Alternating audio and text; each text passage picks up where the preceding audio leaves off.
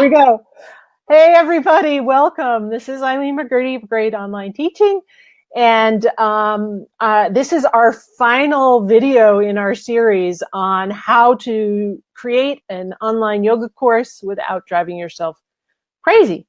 And today I'm so excited to be able to talk with Jackie Blackwell of JackieBlackwellYoga.com. And she is going to be talking with us about her course that she just launched, I want to say a couple of months ago. Is that right, Jackie? Yeah. Maybe like October, 2 or 3. I think. October. Okay, this fall. And it's all about healing your back pain, which, you know, what a great topic. So welcome, Jackie. And could you just start by telling us a little bit about yourself and about your experience teaching yoga? Sure. I'm kind of a latecomer to yoga. I didn't discover it until I was 35, which is that's kind of late for a lot of people, I find. But that was about 11, 12 years ago. And I've been teaching for like the last 7 or 8 years. I loved yoga, partially because of my own back pain. I really struggled. I mean, my whole life, like when I say I've had back pain my whole life, I don't remember ever not hurting. When I was an early teen, probably 14, is the first time that it was so bad that like I went to see somebody about it. Yeah, because just sitting in a desk was like I was in tears. And so any kind of physical activity, and I was an active person, active kid, always running around, climbing on stuff, did, you know, dance and gymnastics and swimming and all the little things that you do, you know, when you're in elementary school. But then it got to the point where everything hurt. So even in high school, I was on the like a dance/drill team. I've never seen another one like this one. This is very not me. You know me at all. Everyone laughs that knows me and says, "Wait, you were on the drill team? What, you?" Yeah. It's a long story. Like baton twirling? No, like high kicks and like rockets, you know, at football games, right? So I would miss practices because my back hurt so bad. Oh my gosh. When you're 17, nobody believes you. No. They think you're just lazy. No. You don't want to do the work, right? Right. Anyway, so I really struggled to be fit and exercise because everything hurt. And so finally, after years of, you know, trying things, quitting, I found yoga, and yoga actually worked. You know, it stuck. But there was sort of a level where it was the best thing I had ever done. And it got me to a certain level. And then I couldn't go any farther. Even yoga hurt. And a lot of the more traditional schools and ways of doing things really hurt. And I didn't get the explanation of how to do things that helped me. And I come from a background of, if you don't know the answer, you go find it. So I looked around. I looked for any kind of teacher program, anything that addressed a little more of what's going on in the body, what's happening, how can we do this a little bit differently. So I've always been a little bit of an out of the box yoga teacher. And I was really, really lucky that my teacher training was not kind of the boxed formulas that you see a lot these days, where they basically just rush you through a program and they give you a series of poses and they tell you how to instruct them. That was not my teacher training. My teacher training lasted almost a year, and it was a small group, maybe 4 or 5 of us. And it was more of kind of that old school mentor situation. And you know, we weren't taught, here's how you cue warrior two. We were taught, put yourself in warrior two and think about it. Mm. What's going on in your body? What is your experience? You know, can you explain what you're doing, where you are, what you feel, how you now transition in and out of it? What do you notice? What do you feel?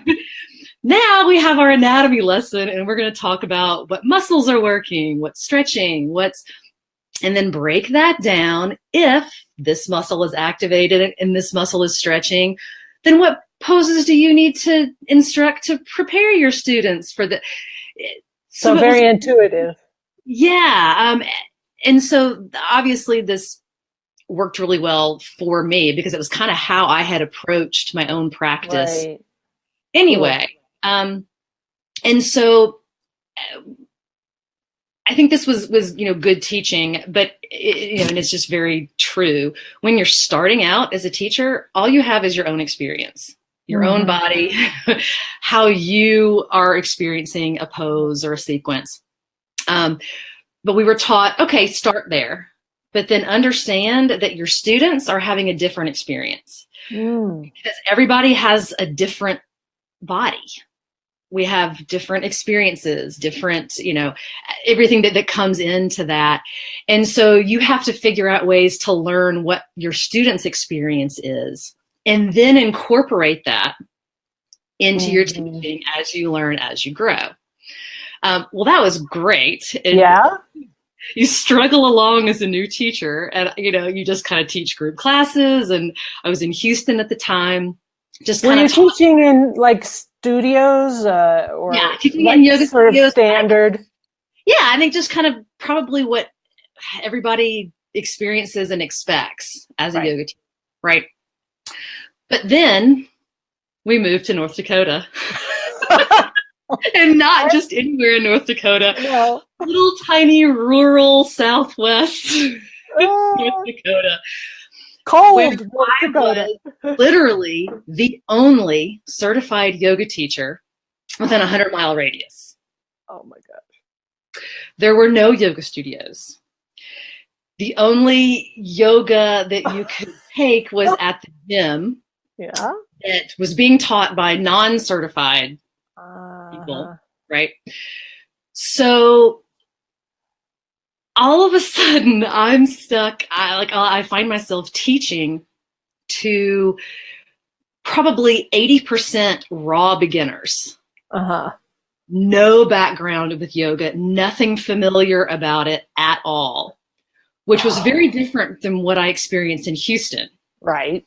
So now I've kind of had to relearn how to teach and how to figure out these are some new experiences that people are having. And that was fine. But then I kind of started to transition. Well, I guess I should say I opened a yoga studio in Dickinson, North Dakota. And it really went well. I mean, honest to God, it did really well. And it was at that time that I had this idea. I wanted to create some online stuff.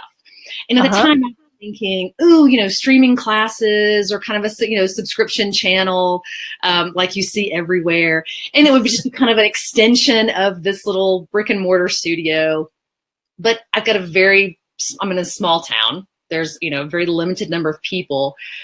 And I just thought, well, this could be sort of my next step. If we go on, I can kind of continue on and my students can continue on with me. And I don't know, but it was so overwhelming dealing with this studio that the online stuff never took off. I kind of started it and then it just kind of languished. Well, then we thought we were moving. And at the last minute, it ended up we didn't move, but I sold the studio in the meantime. So then I found myself here, no studio. And I started thinking more about the online stuff. But in the meantime, kind of to, you know, pay the bills, I started working with private clients. I had done a little bit of that here and there, but I had never focused on it, never spent a lot of time with it. So then all of a sudden that became my big focus. And working with one person is way different from working with a whole group of people. So that whole trying to figure out what the experience is that's happening in your student's body becomes way more important in a one-on-one situation. Yeah. And I had people coming to me with issues. And you know how it is. People think yoga teachers are like magical doctor, physical therapists. They know everything. Like, I don't have a medical degree. Shoulder injury. Like, we can't. Okay. Exactly. We have absolutely no way to do this. But you know, they come to you and you want to help, right? Of course. So, all of my research and stuff, and I should say that like this whole time, I'm still doing all of my own self-learning and self-teaching and figuring out ways to deal with my own back pain. And at this point, I had kind of figured out a series, I guess, of things that worked really well, that didn't look like back pain exercises. They didn't look like anything I had ever seen or put together. I just knew that it really worked for me. I had no idea if it would work for anyone else. But I had these people that were coming in and they had back pain. And so I said, well, hey, you know, let's try this stuff. And you're just going to have to trust me, because if you Google yoga for back pain, this is not what you're going to find. But let's just see what happens. I mean, what have you got to lose, right? Right. And it worked. Yeah. Like, it kept working for people that were not me. And it was like, okay, there's something to this. And so I kind of started to put it together in a system. So I could say, okay, first we do this, and then in the next session we do this, and then we do the, and obviously when you're one-on-one, you're looking at someone, you're getting immediate feedback, and you can adjust and tweak things as you're going. And so one of my clients, my private clients, is a chiropractor here in town. She was so blown away by her own experience and you know, how well things worked for her. She kept referring her patients to me. Wow. Well, there's only so many hours in the day. I can only take on so many clients. And I found that I was constantly turning people away because I didn't have space. You know, what an enviable position to be in. Exactly. I mean, how many yoga teachers can say that, right? Usually you're struggling looking for clients. You're like hustling. Yeah, like, here, you know, but 2 for 1. Show you how many people are dealing with back pain, looking for any solution they can find. And I probably never even told you this. My massage therapist was referring people to me. Oh no, you never mentioned that. Oh my gosh. Every healthcare practitioner in the town. I'm the only gig in town, right? There's right. So that's way different than the normal situation. Right. I am yoga in Dickinson at this point, that's right? Funny.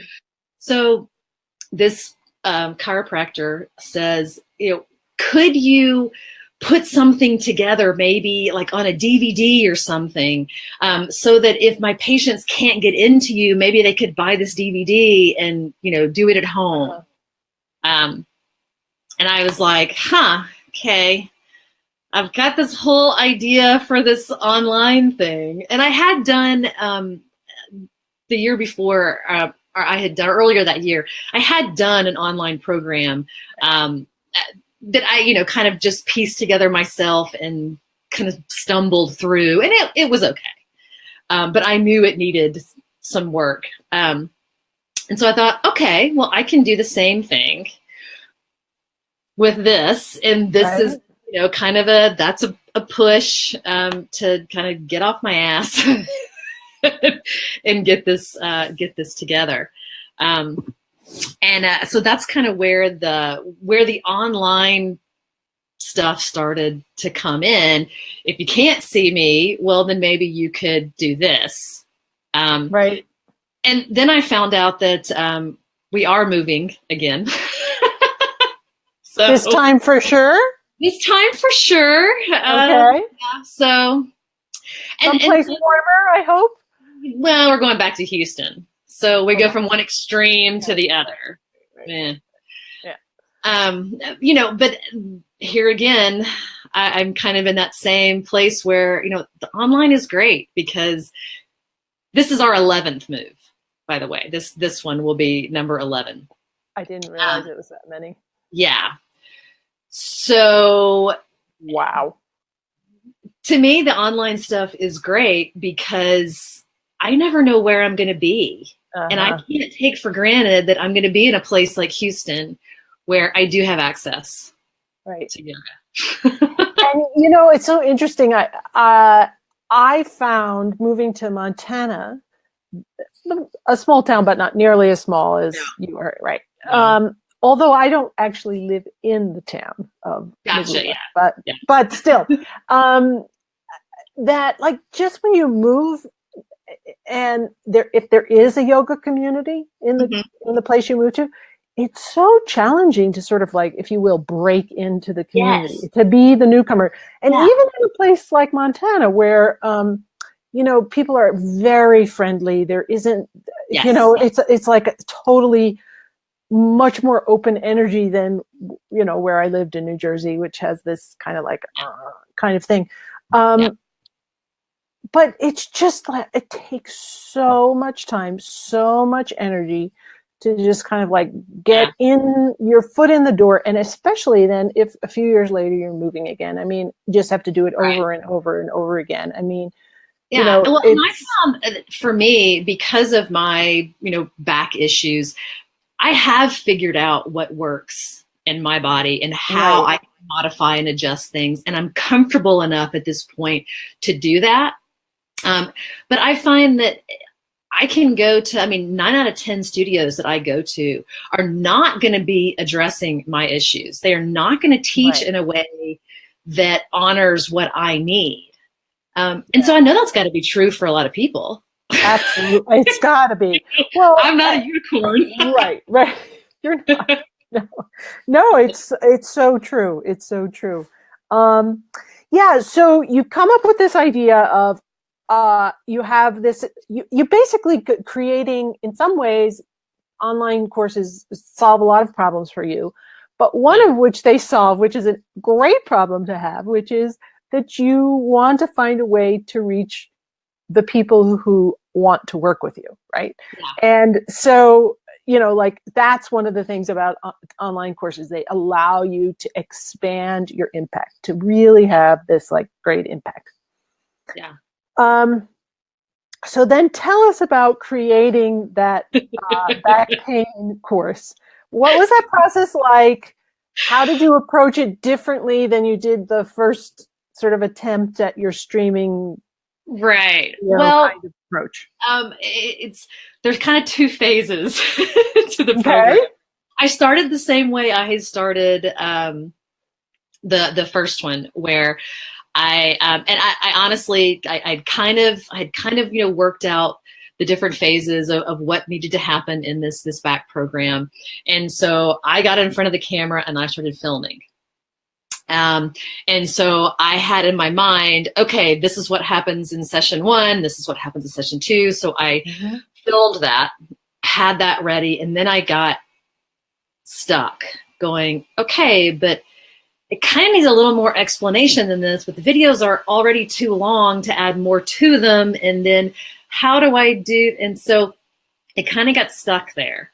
And that's when I found you. And so I enrolled in the course creation for Rockstar. I had a Rockstar course creation or what is something like that. Yes, course creation. Anyway, we were rock stars. So, which was a fantastic course, and it showed me everything I had done wrong. Oops. Uh-oh. Okay. So, and what was it, the main thing that you felt that you had approached not, let's not say wrong, but not as effectively as you Right. could. Well, okay, so not as efficiently.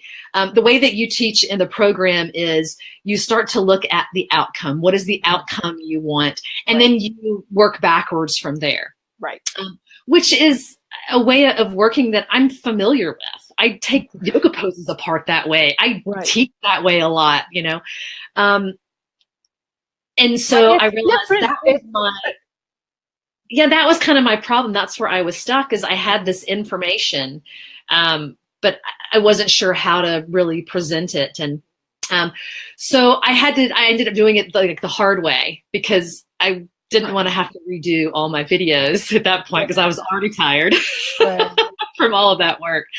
And so I kind of had to then take all of your great information and process, and to the best that I could sort of fit my stuff in there. So it was a little bit of a patchwork quilt, which I think was it worked fun. out great. Yeah. But next time I'm starting with the outcome first, working backwards, and filming last. Right. So I think there's actually this blog post I have that says, oh, you're ready to start designing your course. Let go of the video camera. Put it away. Stop. Do not touch it. Right. Like it, but it makes sense. I mean, it's my instinct too, is like, I want to just start making this material. Well, and I think as yoga teachers, that's kind of how you work. I mean, that's what I do. I move my body. I figure things out, and that's how I teach. It's through that movement. And so that's kind of where your head is. Mm-hmm. Let's get this movement on camera. Mm-hmm. But to make the course effective, people have to be led through it, because they don't have you in front of them. Mm-hmm. Kind of doing those things and explaining those outcomes. And, you're not there to help them see the little things that are happening in the moment. Mm-hmm. And so they have to kind of know what to look for before they start. And then you got to figure out what that is. Right. So that's called priming. And we did a lot of priming in your class, right? Like, so by priming, just so for people who are listening, so they understand, you're basically setting it up so that your student who's going to be consuming the content is already knows what to listen for and watch for. And then at the end, you actually help them to take that information that was primed and then provided to them, and then somehow integrate it. So there's like these 3 steps for every tiny little lesson. And right, like the more you can do it chopped up into pieces, the better it is for the student. I mean, it's a little, it at first, I think for a lot of yoga teachers, it feels choppy.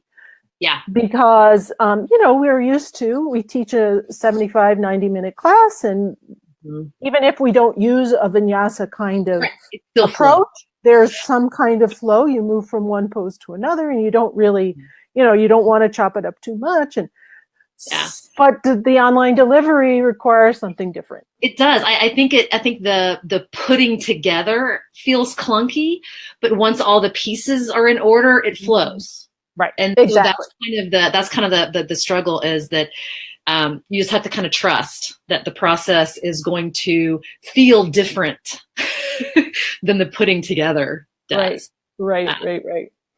So then the major challenge that you had, because you had made the videos ahead of time, was to figure out how to keep that material that you had already worked on, the content that you had already produced, which was good, and make it work for the online environment using the strategy that we did in Rockstars.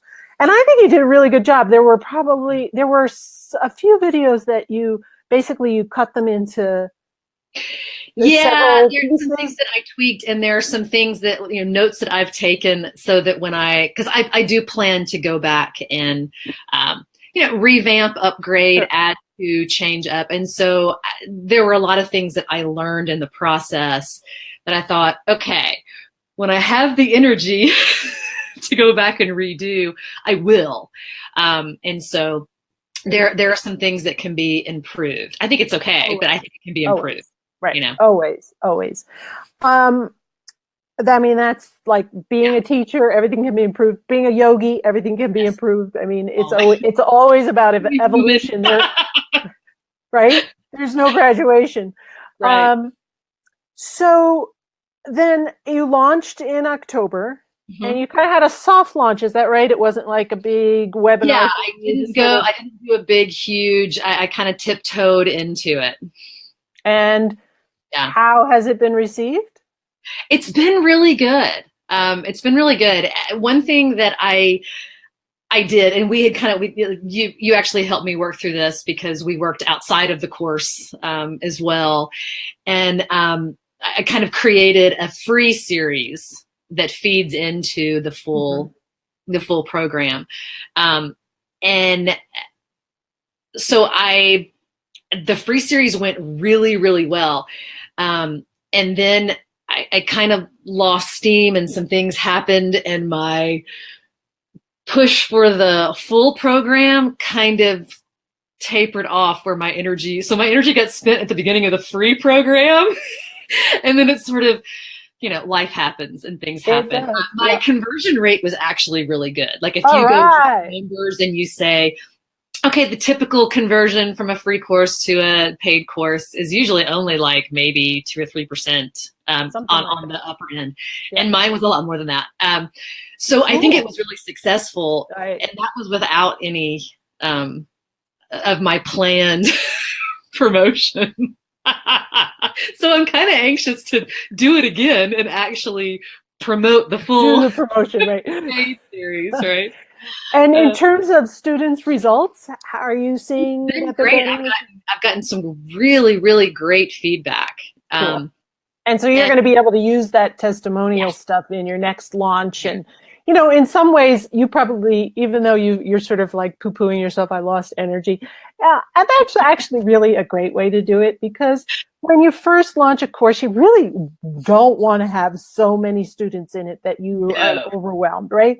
And then this way, you can go and tweak a little bit. I mean, obviously, you're not going to redo all the videos or anything, but I'm sure there's some things you can go in there right now and just improve and clarify. Mm-hmm. And then you also get, a handful, a dozen, whatever it is, testimonials. You've got the course tested. Now you know it works, and to have such a high conversion rate, you really know it works. And then you can start scaling it. But scaling it slowly is a good thing, because you don't want to get overwhelmed. I agree. Especially when, this is where I start to, feel my age. Where technology, you're older than me.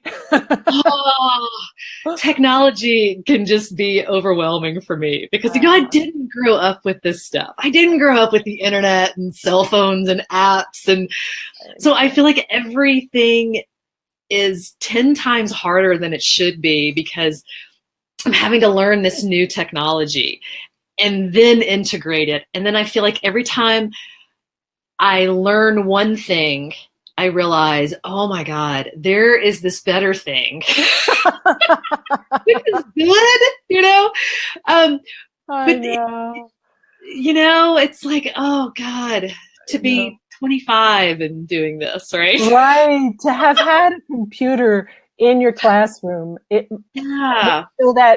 that using apps was actually integral to the learning process. It must mean your brain works differently. It just must be, because I struggle, and like social media, this is one of the areas where I struggle, because it's not a big part. I don't spend a lot of time on social media. I'm not actually I'm not actually a big social media consumer. I'm basically on social media for my business. Right. And that's it. And so it's a struggle for me. Yeah. But I know it's important, so I have to figure it out, you know? So since you brought up technology, let's just talk a little bit about the platform you're delivering your course on, because I convinced you to use Thinkific, and then I changed platforms to a different one. Because there's always something else. And you don't even know this. I'm in the process right now behind the scenes. The first online program that I did, I hosted myself on my website. Right. Which I love the idea of everything being in one place, but I just felt like it was a little bit clunky. It wasn't as smooth as I wanted it to be. It worked okay, but again, learning. So then with this one, went to Thinkific, and I love Thinkific. It worked great for me. I think, it integrates easily with my website and all of that. It was easy. I found it very intuitive to work with and to build on.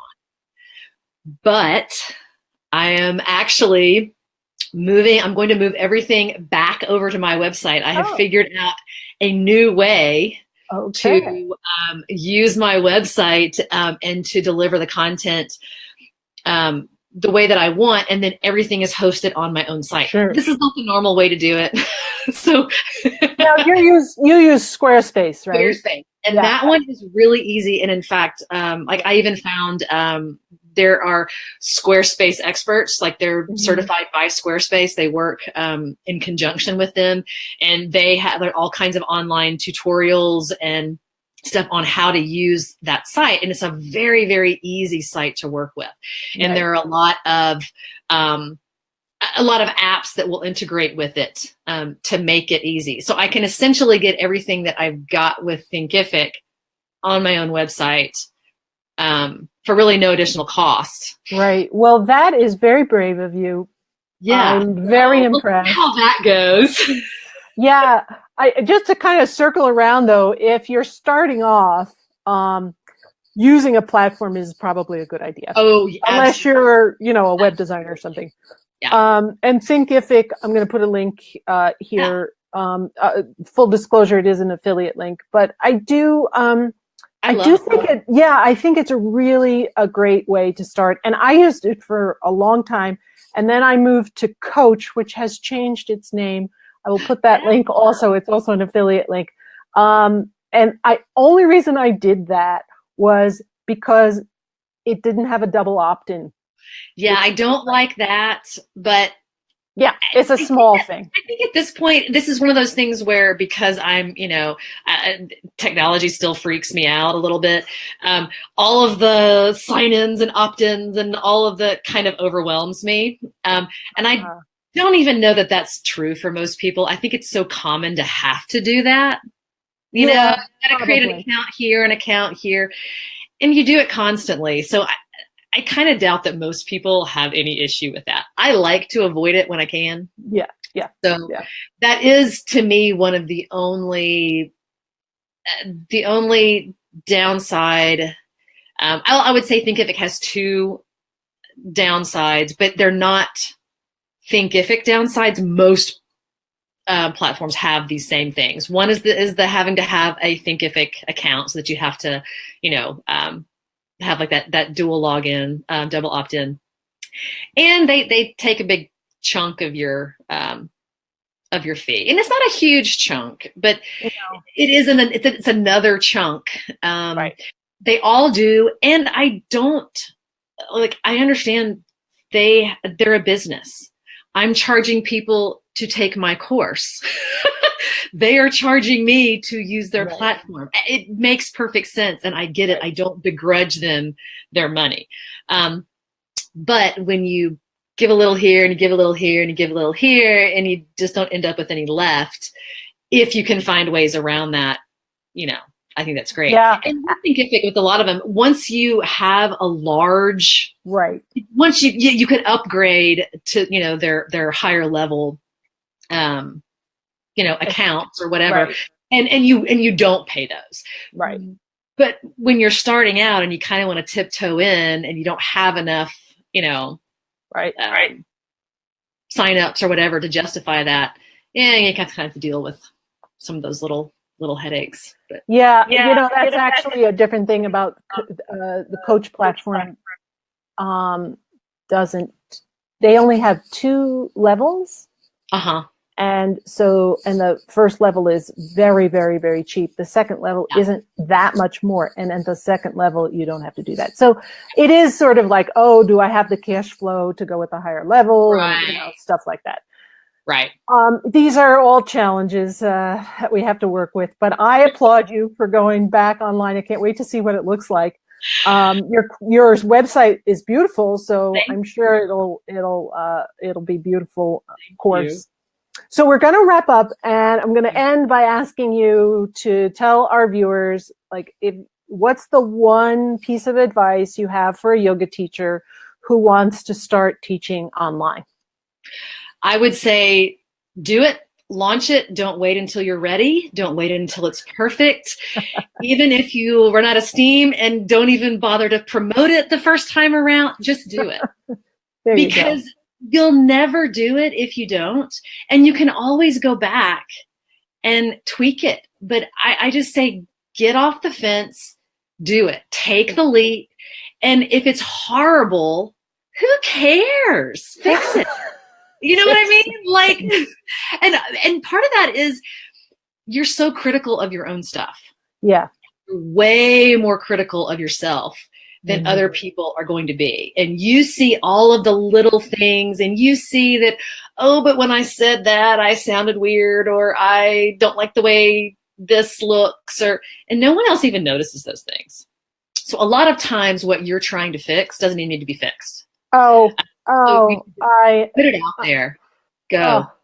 Do it. All right. I love that advice. You know, I say it all the time. I'm always telling people, you know, people ask me, well, what platform should I use? Pick one. Yeah. You know, what camera should I use? Pick one. You know, like, just, you know, is the lighting, turn on the light, you know, whatever. And don't worry about it. Right. Exactly. Those things. And, you know, did I do it? Is this the right sequence? Or, you know, maybe not. Just try it. Yeah. I love that advice. And it's so apt.